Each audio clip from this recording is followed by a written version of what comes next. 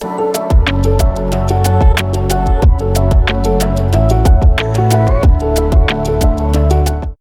Sir. नमस्कार, जय हिंद। आपका बहुत बहुत स्वागत है। तो आज का जो कार्यक्रम था वो बच्चों के करियर काउंसलिंग के लिए था। तो इस इंटरव्यू के माध्यम से आप बाकी देश के जो भी बच्चे हैं उनको आप क्या संदेश देना चाहते हो करियर से रिलेटेड? बच्चों को एक मोटिवेशन तो मिलता ही मिलता है, एक काम करने का तरीका आता है उनको। जब किसी बच्चे को सम्मान मिलता है बिल्कुल सर। तो उसको आगे बढ़ने का मौका मिलता है और उसको कुछ सीखने का मौका मिलता है।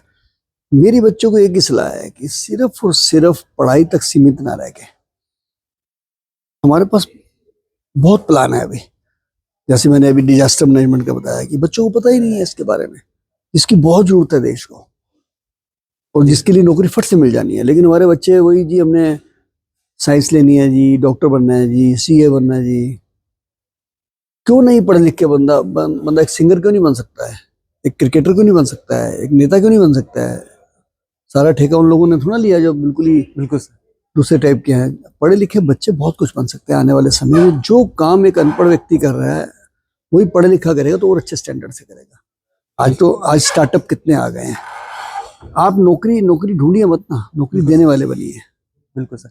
सर आपका जो काम है सर वो सही में बहुत ही ज्यादा प्रेरणादायक है बच्चों के लिए।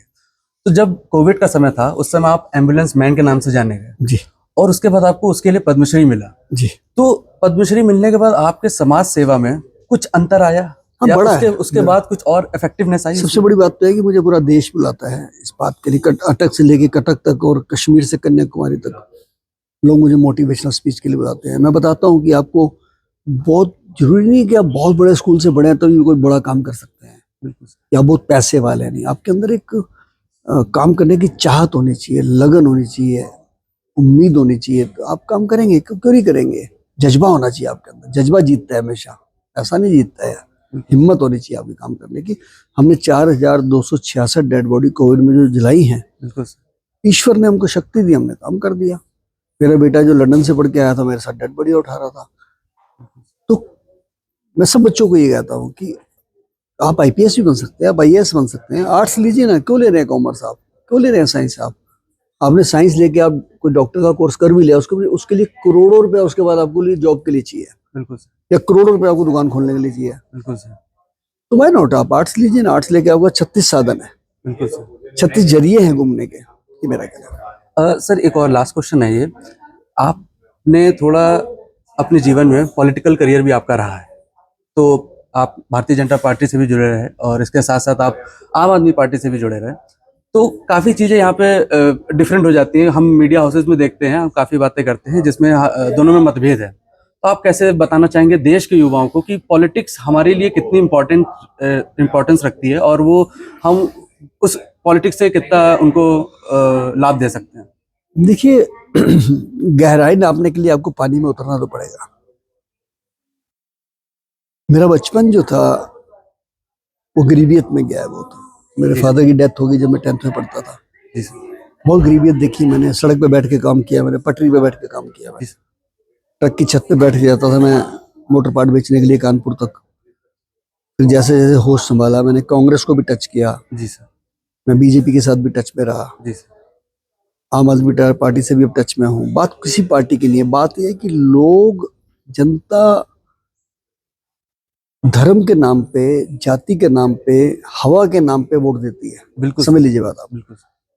मैं एग्जांपल देने वाला हूँ 3 आपको। जी सर। कि जिनको आज बहुत लोग भगवान के रूप में देखते हैं, बाबा साहेब भीमराव अम्बेडकर। जी सर। जिन्होंने जीवन बदले लोगों के। जी सर। ठीक है। जी सर। वो चुनाव लड़े थे, हार गए थे। बिल्कुल सर। मुंबई से इतिहास को आया। बिल्कुल सर। सबसे बड़े इकोनॉमिस्ट हमारे देश के डॉक्टर मनमोहन सिंह जी साउथ दिल्ली से चुनाव लड़े, हार गए। बिल्कुल सर। किरण बेदी जी फर्स्ट आईपीएस इंडिया की महिला, चुनाव लड़ी, हार गए। बिल्कुल सर। मैंने भी ये एक्सपीरियंस करके देखा है कि मैं वैसे तो बहुत अच्छा आदमी हूँ, लोगों को बहुत पसंद हूँ, मेरे लाखों मेरे फॉलोवर हैं। ये जब चुनाव आता है तो उनको लगता है कि नहीं, तो पार्टी पॉलिटिक्स आ जाती है। इसलिए हमें अपनी सेवा तक सीमित रहना चाहिए। ठीक है, मौका अगर कोई देता है तो लेना चाहिए, लेकिन लोगों को ये सोचना चाहिए कि आप जो समाज के लिए, देश के लिए, मानवता के लिए काम कर रहा है, उसका हौसला भी जनता को बढ़ाना चाहिए। बिल्कुल सर। सर ये जो आपके शब्द हैं सही में बच्चों के लिए भी बहुत ज़्यादा इंपॉर्टेंस रखते हैं, क्योंकि जिस तरह आपने बताया कि पॉलिटिक्स भी उतनी ज़रूरी है, हाँ, पॉलिटिक्स भी उतनी ज़रूरी है नहीं बच्चों तो के लिए। घटिया लोग घुस जाएंगे हाँ वही चीज़, पॉलिटिक्स में। पॉलिटिक्स में वही हाँ। लोग जाएंगे, पढ़े लिखे इसीलिए- लोग जाएं, क्यों ना बिल्कुल जाएं। सर। तो इसके लिए भी आप जो कार्य कर रहे हो लगातार बच्चों के बीच में, आप जाके कार्य कर रहे हो, जो आज आपने किए बच्चों के बीच में, आपने भगत सिंह की बात रखी है, आपकी भगत सिंह दल भी है आपका, जिसमें आप युवाओं को जोड़ते हो, युवाओं को आप बताते हो कि भगत सिंह कौन थे। तो इसके लिए बहुत बहुत धन्यवाद सर। भगत सिंह ग्रेजुएट थे बिल्कुल सर, लाहौर से। बिल्कुल सर, ग्रेजुएशन करने के बाद एक बंदा फांसी के फंदे पे झूल रहा है, बहुत बड़ी बात है यार ये। बिल्कुल सर, वो अनपढ़ नहीं थे, गवार नहीं थे। वो उनका उनका पूरे परिवार का क्रांतिकारी इतिहास रहा है। उनके चाचा, उनके पापा सब फ्रीडम मूवमेंट में जेलों में रहे हैं। वो भी चाहते तो अपना परिवार बसाते, भगत सिंह बिजनेस करते, बिल्कुल सर, लेकिन उन्होंने कहा था कि दम निकले इस देश की खातिर बस इतना अरमान है, एक बार इस राह में वरना 100 जन्मों के समान है। तो आज भगत सिंह जी वाला समय तो गया, बिल्कुल सर, उस समय ज्वाला कुछ और थी। आज ज्वाला यह है कि आप करप्शन को खत्म करिए, देश में आगे आके सेवा करिए और आगे बढ़िए। और बच्चों को पढ़ाई के साथ साथ जनरल नॉलेज रखनी चाहिए। बिल्कुल सर। जैसे मैंने पूछा कल्पना चावला कौन है, हाँ अगर सर, हमारे बच्चों को यही नहीं पता तो फायदा क्या। हाँ एग्जैक्टली कल को तो वो कहेंगे हमारे हम दादा को भी नहीं जानते अपने, और फैक्ट बात है, कई बच्चों को अपने दादा का नाम नहीं पता होगा, मैं दावे से कहता हूँ। इसलिए अपना कल्चर, अपनी संस्कृति जो बच्चा भूल जाएगा वो जीते जी निकम्मा हो जाएगा। Thank you.